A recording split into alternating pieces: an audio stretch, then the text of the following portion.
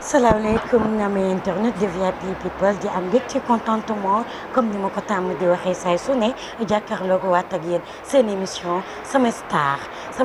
nag tey dafa dalal ndaanaan goo xam ne moom it kenn dootu ko naattamle ci mim réew ndax nee naa la nekk na koo xam ne moom bi mu amee 13 ans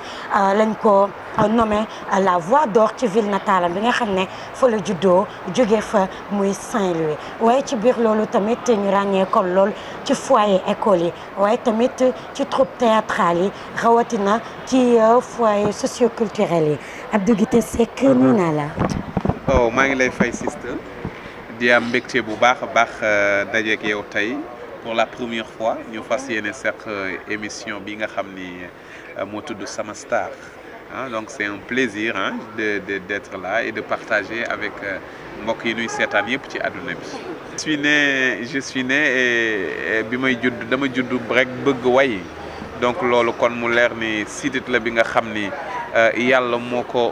ko mooñaale ci man donc ndax dama nekk xale bu tuuti xaw ma ndax way métier la xaw ma ndax way dañ ko war a yéege kaw seen et cetera mais mu doon lu yëngal sumay sidit di yëkkatu sumay kawar donc yàlla def ma ci nag may ma ci mën a exprimer wu donc moo tax ma ni yàlla ndax mënuma sax fàttaliku bu ne ma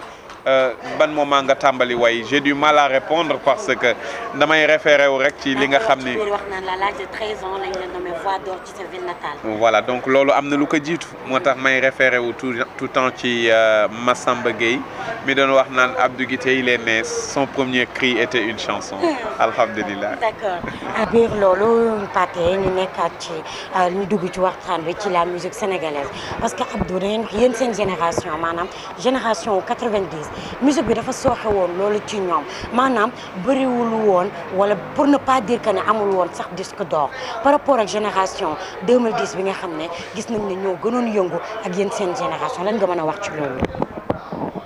Bon, je me suis perdu dans les dates parce que man bon fi may mën a wekk génération yi mooy y a eu la première génération pas la première mais la grande génération de nos jours parce que ñooñu ñoom Ndiaga Mbaye leen jiitu woon après ñi ci toppoon mooy ñoom Youssou Ndour après ñoom Youssou Ndour ñoom Fallou Dieng Aline Mbaye Nder après ñoom Fallou Dieng Aline Mbaye Nder ñoom Nongolo Wally Seck Abdou Guité Massane Titi et cetera tey y a pas la petite mais la dernière génération nga xam ne mooy nouveauté yi ngay dégg yëpp tamit ñu soog a ñëw je pense que ku fi jaar rek yaa ngi jéem a def sawar ci nag ni la ko fi la yàlla dajaleel ni nga ko mënee yaa ngi ko koy jéemee je pense que tamit ñun ñëpp ñoo bokk benn mébét mooy ku ñëw rek bëgg nga yóbbu la musique sénégalaise le plus loin possible maintenant nit ki dina tomber ci période bi nga xam ni déclin lay doon pour benn système doon ouverture ci beneen système donc des fois am na ay perturbations yoo mën a enregistrer ñun suñu génération peut-être les nouvelles technologies ñëw na indi benn mouvance bi nga xam ni sax ba tey ñoo ngi koy saytu ba tey maîtriser guñu ko comme il faut mais je pense que dafa ubbi tamit yeneen perspective yu am solo yi nga xam ni moo tax tey ñu am courage ñu am aisance ñu kontaan ci war a mën a tout temps bind s'exprimer te xam ni le meilleur est à venir. jógee ci loolu est-ce que mën nañoo xam sa absence ci musique sénégalaise bi lan moo ko waraloon exactement. suma absence moi je me suis jamais absenté peut-être mën nga ma gëj a gis oui mën nga ma gëj a gis mais saa yoo ma gëj a gis xamal ni je me suis retiré d'une manière volontaire. Pour écrire, pour s'inspirer et pour revenir vous servir. Et je pense qu'un album sérieux doit s'écrire ainsi. Da nga war a concentrer wu toog loolu dem defi ay recherche parce que lépp loo gis dafay am étude étude première balaa ngay ñëw rek song ko di nga xool lu jamono méngool di nga xool ban yan sujet moo tolloog jamono lan mooy sunu actualité lan mooy l'attente des générations à venir et de l'actuelle génération pour un meilleur devenir voilà donc yooyu synthèse yëpp nag bu fekkee yow da nga koy jox place ba ca war je pense que kon yëf yi mënul doon automatique di tic au tac voilà donc on a d'autres activités des fois on se retire ci sunuy activité mais activité bu nu mën a nekk ñoo ngi xool étincelle bu ndaw lan moo ñuy déclencher l'inspiration lan la ñu war a bind pour que suñu toggee ba mu ñor rek ñu dem yekkal xoloon na Abdou nekkoon nga Europe mais nekkoo fu woon parce que musique bi moo la fa teewoon daf mel ni da nga demoon immigré ji lan nga mën a ñëwaat ci loolu non man masuma dem Europe toog pour immigrer j'ai jamais tenté l'immigration d'accord saa yu ma demee Europe rek musique moo ma yóbbu wala peut-être ma dem seeti suma njaboot dellu si mais loolu du toog parce que bu ma doon toog tey damay installé wu comme ça soit mais man li ëpp su ma newul Ndakaaru ci liggéey bi je suis à Saint-Louis ci activité yi nga xam ni mooy li ma kii tel que l'agriculture je suis dans l'agriculture di ci jéem aussi voilà donc mais sinon ci wàllu musique bi moom je marche à un rythme adéquat bi nga xam ni par rapport à mes possibilités et je me plains pas wax dëgg yàlla donc nag soppe yi dañu bëgg gën a gis moo tax on a préparé un bon nombre de spectacles tamit di préparer le grand théâtre parce que ñoom ñoo nu ko laajaat nu ko ah donc tey après cet album coup d'état incha allahu rabbi y aura des concerts te ginnaaw concerts yooyu y aura d'autres albums noppeegunu di dem leen teg yéen lépp ci njëkk ak teraanga. D'accord. Pour exactement nga choisir agriculture na da nga koy def à part la musique. C'est un secteur de développement et je pense qu'en tant que jeunes nous devons être actifs pour le développement de notre terroir et donc je pense que et puis li nu ma jàngal jéem a diversifier tamit lu baax la il faut être polyvalent jéem a diversifier say activités ça te permet non simplement même sudul sur le plan pécunier mais ça t'inspire hein ça t'ouvre et puis tu vis la vie tu la subis pas on n'a pas de pression à aucun niveau. dañu ñëw ci album bi nga xam ne moo tukkal jamono ji muy coup d'état di album 11 titres Abdou Guité Seck way ci lu mucc ayib mais d'abord titre bi maanaam coup d'état fan la jógee pourquoi coup d'état et en plus tamit initiative bi nan la demee.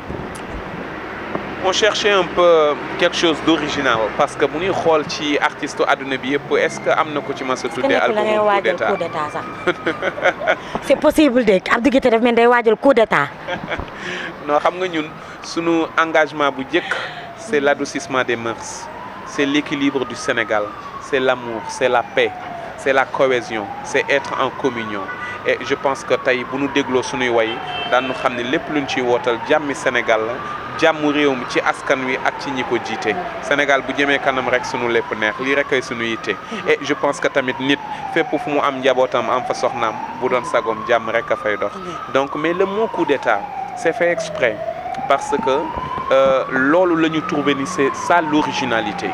gis nga un artiste da nga war a inspiré wu teg li nga xam ni su nekk jàkk dafa am luñ cay dégg di ko gis waaye buñ ko niitee tamit ñu gis laneen wala ñu dégg ca laneen donc loolu mooy charme musique mais bu dee Maman va au marché rek aussi terne tout le temps. D'accord. Ça je pense que ça nous intéresse pas. D'accord donc initiative bi maanaam fan la jógee. L'initiative du nom coup d'état parce que c'est un terme qui nous revient ci sunu langage tout le temps da nga koy dégg waaye kii def ma coup d'état hein donc en général buñ koy wax. est-ce que mos ñu la coup d'état sax. man oh non ça va. Ça va. Non, je me souviens pas. Il y a d'autres coups quand même. J'ai subi d'autres coups, mais pas coup bi nga xam ni moom laay woy ci albumu coup d'état mais albumu coup bi nga xam ni moom laa ciy woy ay kilifa ci réew mi dañ may woo ni ma mais sama rak yow da nga may espionner wala non mais yow man ngay woy sama histoire ngay woy mu wan li na lu bare la ci biir réew mi et mu doon li nga xam ni tamit dafay nekk di nasaxal sunu jëmukaay sunu jëm-jëm ak sunuy valeur donc kon il était temps ñu dénoncer ko à travers un album way wi yëkkati ko ci kaw ngir saay bi bu jógatee mu bu déggee way wi yaramam daw mu dellu place. D'accord. diggante nit ak nit diggante mag ak rak jullit ak morom ma ñu bëggante te fonkante loolu mooy li am moo tax ñi ma ci njëkk way di leen wax jokkoo njal mooy Guité Club bi mooy suma soppee nga xam ni ba nu jàppee ba tey bàyyiwuma tekki sumay kilifa ci sumay wayjur sumay mag sumay xarit El Hadji Malick Gakou moom ci albumu njukkal laa ko wayoon mais boo xoolee idéologie boobu moom moo ñëw ba tey jur jokkoo njal et à travers cet album maa ngi delloowaat njukkal Racine Sy parce que du ma tàyyi ci di ko way ndaxte wax dëgg yàlla nit ku nekk ak kala yàlla booleel sama yaay Awa Ndiaye aussi mi ngi ci biir di yaayu Da Fashion mi nga xam ni lu ma sol kaw ba suuf suba ba ngoon moo na ci ginnaaw donc tamit di ci way Mamadou Abdallah Thiam nga xam ni borom fondation Kër Rasoul 750 poèmes jëmale ko ci yonante bi ku ko way war na koo way ku ko wayul war nga koo way mu di suma xarit nag te nag le mot coup d'état sama waxtaan ak moom la soxee ko d'accord un jour à 3 heures du matin on s'est vu on discutait yegg si ba ci histoire bu ni mel mais bi nu tegee histoire bi ba mu wax mun non lii ça mérite d'être écrit en chanson ma ni non lii dama koy bind daal di xëy suba woo Bril 54 ni ko Bril foo nekk mu ni ma maa ngi studio ma ni ko j'arrive mbaa kenn nekku fa mu ni ma non kenn nekku fa ma ni ko j'arrive mu ñëw ma ni ko tegal ma lii ñu teg nan ko binde woon ca njëlbeen ca ñaari fan yu jëkk ya noonu lan ko bàyyee ba tey noonu la génnee mu wan la beneen misaal kéemtaanu sunu borom gis nga way mooy bind boppam ngelaw la rek yàllaa koy jaaral ci yow boo moment ba nga ko nooyee rek teg ko ni parce que am na ci yi nga xam ne sujet yi nga xam da nga koy bëgg bind mais ça prend tellement de temps mais coup d'état ça a été écrit en 2 jours te pourtant am na way yu nekk ci album bi yi nga xam ne bind nañ ko ci diiru ñetti at te taxul ñu jël le dessus coup d'état ñëw ba jël le nom de l'album donc ci ginnaaw y a quelque chose de mystérieux lu kenn mënul expliquer kenn. c'est vrai bu ñu jógee ci loolu mais Abdou ma laaj lañ la mos a trahir. trahison bi nga way. j'en ai vécu pas mal de trahison mais c'est ce qui fait la vie sans le mal on ne peut pas décerner le bien hein oui bien sûr parce que la déception provient de la trahison j'en ai vécu parce que boo gisee ma laaj la loolu dañoo gis ne album moo 11 titres la yaa ngi ci woy trahison woy ci hypocrisie woy ci tamit njokkanjal comme ni nga ko décortiquer léegi mais dafa am lu important Pathé li mu woy mu yitteelu Sénégalais muy diaspora bi woyoon na ko woyaat ko lan moo la poussé Abdou ba nga woyaat diaspora. waaw woyoon nañ ko woyaat ko daan ko woyaataataataat parce que tout simplement le monde de la diaspora tey Teranga Sénégal 80% yi mën naa ni mi ngi seen loxo bu mu gàcce yi nga xam ne mi ngi dagg Sénégal te di soqee ko ci ñoom fallaahu kon ñooñu boo leen bàyyiwul xel delloo leen njukkal kañ leen ca la ñu ne woo say njiiti réew ngir ñu gën leen mën a jàppale ci way politique yi ñooñu ku ko deful rek defoo sa wareef ñooñu kenn du ñoom ay jàmbaaru fakk tëdd lañu ay jàmbaar dëgg-dëgg moo tax ba ma leen ginnaaw ba ma leen woyee ci Modou ma ñëw seet si waat leen nag ci le morceau Diaspora di 2e titre de l'album Coup d'état ànd ceeg sama jigéen Adja Fall mu taasu ngéwal teg ko ci temps au niveau musical surtout mais au niveau textuel parce que lépp li mu wax génnul thème ba donc mu doon lu extraordinaire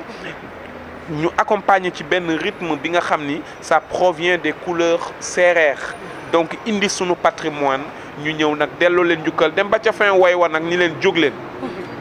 leen ñu wane li ñu moom jóg leen ñu wane sunu jóg leen ñu wane li ñu moom jóg leen ñu wane li ñu moom ñu fésal li di sunu cosaan tàmbali waane sunu doole diaspora bi woote na donc nga xool ñoo ngi woote benn soulèvement populaire ñoo ngi woote ngir ñu jóg sargal sunuy doom yeneen bitim réew alors là voilà mu ngi noonu no comment après waaye ñu jóge ci loolu mu woy hypocrisie certes il a raison hypocrisie bëri na ci mim réew mi mais Abdou Guité Seck lan moo ko war a mën a pousser rek ba mu woy hypocrisie. oui hypocrisie parce que bu nu saytoo ci sunu Sénégal gi xam nga ni bëri na lool hypocrisie am déet te tamit ku mel ne Souleymane Faye suma source d'inspiration la ci wayam bi mu naan ginaar gi baax na ci kër gi ne saa yoo ko dàqee waxaale ci say soxla dama toog ma saytu loolu ma ni day kii de li muy way moom dafa mel ne way wi li muy riche génnul diggu tax ci diggu kër gi rek moom la taxaw seetlu wayam ma ni kon damay dellu ca la Youssou Ndour waxoon tamit ni misaal mi mën naa bañ a sori ndaxte ku ne sa bopp doy na la misaal et le quotidien du Sénégal le quotidien sénégalais c'est assez coloré quand même et je pense que on peut bu nit amatul lu mu way dafa fekk ne moom la neex mais mën nañ ci bind ay livre alors je me suis inspiré de la chambre pour bind coup d'état ndax loolu génnul waxuma chambre bi sax mais wàccul lalu sëy bi lalu néegu sëy bi coup d'état wàcc ko waaye hypocrisie ku ko saytu sa biir néeg boo sàgganee fekk ka fa boo ko fa gisul boo génnee ci ëtt bi toog xool tuuti di nga ko fa ràññee soo ko fa gisul taxawal ci buntu kër gi dana la romb wan la boppam donc kon hypocrisie nekk ak ñun tout temps ci biir réew mi bari fi lool te doon li nga xam ni dafay accentuer la perte de nos valeurs moo tax ma ni tamit kon mérité na ma way ci di ci remercier bu baax ki nga xam ni mooy Ndari Diouf. ci biir loolu la ñuy taxawaat ndax nee naa la album bi dafa riche loolu mais man li ma ci gën a marqué moom mooy son bi nga xam ne moom mooy yow laa bëgg Abdou Guité son bi neex na benn façon neex boo xam ne waaye li ñu ci gën a marqué aussi période Saint-Valentin bi nga def clip bi yow laa bëgg kan nga bëgg Abdou. waaw xam nga déjà 11 albums 11 titres dans un album il faut que mu doon titre plusieurs sujets pour que jamono ju ñëw rek boo jëlee albumu Abdou Guité di nga am way wu mën a ànd ak googu jamono donc biñ koy génnee le 1er janvier la woon ñu dal ci février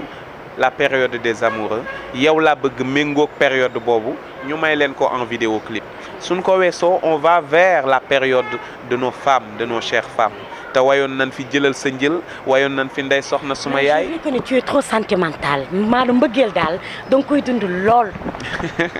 heureusement. de wut yàlla ba ci yàgg ñuy wut safaan wa dafay mel ni sunu xel yi dara newu ci te xamuñu woon lu nu tax a jóg donc loolu moom la ñu way ci ay wali yu mu doonoon une chanson bi nga xam ne wayoon nañ ko ci titre royal waaye tey ñu tëggaat ko avec une amélioration mais une évolution pour wane ni tamit la musique évolue le temps évolue te bu nu déggee la woon démb dégg la woon tey di nga xam ne liggéey dox na ci diggante lii moo tax bu may bind suma album di ko jox plusieurs sujets mais yow laa bëgg la ma waxoon sànq rek moom laay waxaat ku ne sa bopp doy na la misaal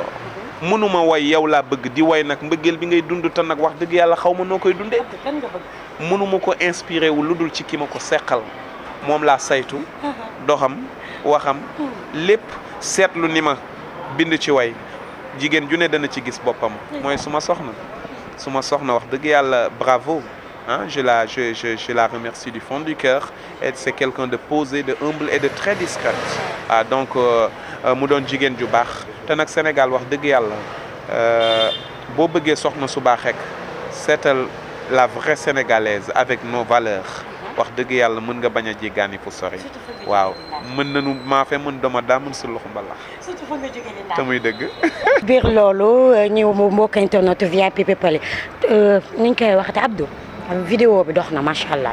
parce que yi tudd nga léegi sa xarit sa doomu ndey Malick Gakou jënd na CD 1 million waaye yemul ci Malick Gakou rek dégg nañu ne aussi sa xarit Wally Ballago Seck jënd na ay album yu bari lan nga mën a wax ci loolu.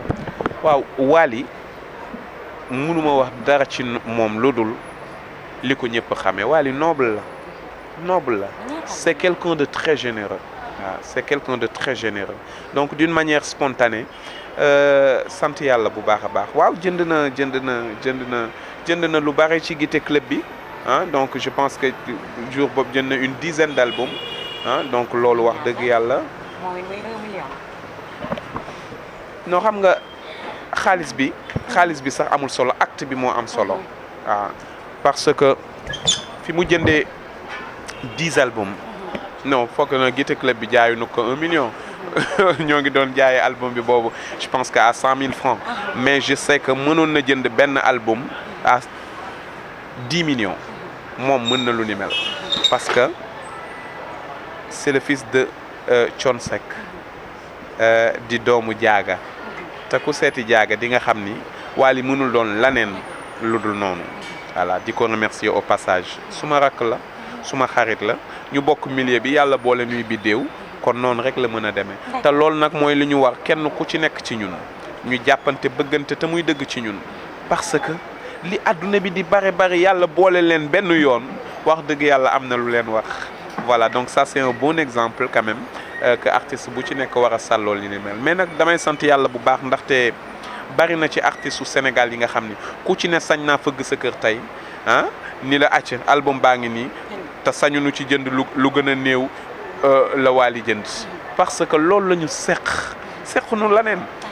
buñ jógee ci Wally Ballago Seck Abdou Guité jamono ji passé dégg gis nañu Pape Diouf génn ci maison de production bu mag boobu di Prince Art en tant que artiste en tant que ngeen bokk génération est-ce que yaakaaroon nga ne moment boobu ci artiste war na mën a génn ci maison de production bu mag demal boppam. Bon ça c'est difficile à répondre parce que nit ki moo mën a xam fu mu toll ak li mu soxla li lay animé. Ah, parce que xam nga àdduna il faut la vivre il faut pas la subir il faut éviter de se faire pression nit boo sentiree boo filer lenn rek tegal les pierres qu'il faut waxtaane kaak ña ngi ko seqal juboo ci kàddu defe ko noonu ah je n'y vois aucun inconvénient bu jurul jiwatloo bu jurul xiiroog ngaayoo rek y a pas de problème parce que tey voilà man mën na ni ma lu tax nga génn groupe wook lu tax nga kii nanga mais circonstances yi tax ma génn groupe wook boo ko saytoo da nga naan ah ok donc tu sais lii lu raisonnable la voilà et je pense que noonu la demee aussi à son égard. loolu Abdou Guité Seck ku ko xam-xam ne il fait partie des artistes mooy présent ci médias yi lan moo waral loolu. oui parce que tout simplement je dirais même pas moins présent parce que saa yu jotee on n'évite pas les médias. Et d'ailleurs c'est la raison pour laquelle tey ñu seq émission bu ni mel mais bu fekkee génne nga album waxtaan nga ci li nga xam ni mooy la ca biir album ba waxtaane nga fa nga bëgg dem say ambition invité nga say nit remercier nga ñi wan nga leen présenter nga leen album bi mais bu weesoo nag il faut se retirer nga dem liggéeyiwaat mais bu fekkee da nga bëgg nekk tout le temps ci kanamu média yi bu sàgganee di nga def li ñu naan bad buzz waaw te man bad buzz moom wax dëgg yàlla good buzz ma ko gënal. d'accord ci biir bad buzz boobu lay taxawaat Abdou Guité Seck est-ce que actuellement Abdou Guité Seck mën nañu wax yan artistes ñoo gën a ñeme di def bad buzz comme que moom bokk ci ñu def bad buzz. waaw loolu nag su ma ko xamoon sax duma ko wax parce que wax dëgg yàlla boobaa damay dugg ci benn canevas bi nga xam ni yow mu ma ciy dugal doo ma ca génne. Abdou ñu war a waxtaanee tuuti question d'actualité ah mooy yow en tant que ndar-ndar ndax ku la xam-xam ne loo am dara la ko gënal gis nañu temps yi pêcheurs yi ñu ngi doon jàmmaarloo ak takk der yi mu tàngoon lool ba ci siège OMVS bi sax lakk gisoon nañu ñu lakk ko ban jàngat nga ci am en tant que porteur de voix en tant que artiste en tant que tamit ki nga xam ne ville boobu mooy ville nataalam. dama ko mettit lu jëkk ndaxte li ma njëkk déplorer mooy yàq bi bu doon suma sago tabaxagunu sax ba mu yegg donc bu nu naree di yàq kañ la ñu yegg kon loolu moom bu doon suma sago lu ni mel dañ koy yëkkati teg fee bu kenn yàqati ndax li ñu yàq ñun ñoo ko moom loolu tamit idée yooyu jot naa ko soulever ci yenn way am na way bu ma naan environnement am na lu ma ca wax lu ni mel waaw ma ni mbeddum buur alalu buur lu ma neex def ca moo ne buur de la mu yore yow de la ko téyal yow la ko téyal donc xel mu sell xol bu sell diiwaan bu set donc kon je pense que tey mënuma woote way yu ni mel ba noppi di gis loolu te du ma metti waaye tamit bu ma saytoo ci sumay autorité tamit dama leen di wax ni gone yi laajunu lenn lu dul jumtukaay yu nu mën a dem daani seen doole teral seen njaboot indi ci réew mi kon fayet leen ko comme yéen la yàlla teg ci kanam jox leen boobu kuréel boobu wareef fayet leen ko këyit bu nuy laaj ñu di leen ko xañ ba tax ñu leen di tiire ci géej di leen def yu metti yi nga xam ne bis bu nekk ndax dañ koy dund sunu doom yi ñu leen di dàqe ñuy dee ci biir géej gi et cetera donc yooyu yëpp ay points yi nga xam ni la mën na tax askan yëpp révolté wu jóg parce que trop c'est trop mais alhamdulilah taxul ñu révolté taxul ñu def naka sudul noonu kon tey peut-être bu fekkee seytaane dafa dikk ba goutte bi xaw déborder vase bi ñu def acte yu ni mel dama leen di waxaat déet seen posture démb mooy bi gën taxaw leen bu seen xol fees ngeen topp ko ba tàmbali yàq ndax boo leen yàqee yàqaloo leen kenn ku dul ñun ñi suñu bopp ngeen yàqal waaye yéen ñi suñuy autorité gën leen góorgóorlu ndaxam sax yéen a nga ca ndaxte jiite réew yore réew war na metti ndax ku ko xool natt ci sa biir kër rek xam ni wax dëgg yàlla dee nañu waaw mais nag ah ñoom ñoo choisir métier boobu nag moo tax faaw ñu joxañ leen ah faaw nañ leen ah yéen la war kon góorgóorlu leen yàlla na leen yàlla dolli kattan dolli leen xéewal ngir Sénégal gën a naat ah Sénégal moom bu nu nekkee ci jàmm ak équilibre aman de féex naa soxlaatuma la mel. jamono ji lëmbee na réew mi lool macha allah muy virus bi nga xam ne jamono ji mu nga ba Chine di wër àdduna muy coronavirus léegi yow en tant que porteur de voix lan nga ci mën a wax ak ban message nga war a mën a joxe pour ñi nga xam ne actuellement ñu ngi jàmmarloog virus boobu. di ñaan yàlla mu teel ko teggi parce que ña cay loru ñi ci ëpp ña ca warul loru rek a cay loru te kenn sax waru cee loru ma am ci nag jàngat yu bari ndaxte àdduna dafa jaxasoo te hypocrisie bi nga xam ni moom lañu way ci album bi dafa bari te du ci Sénégal rek parce que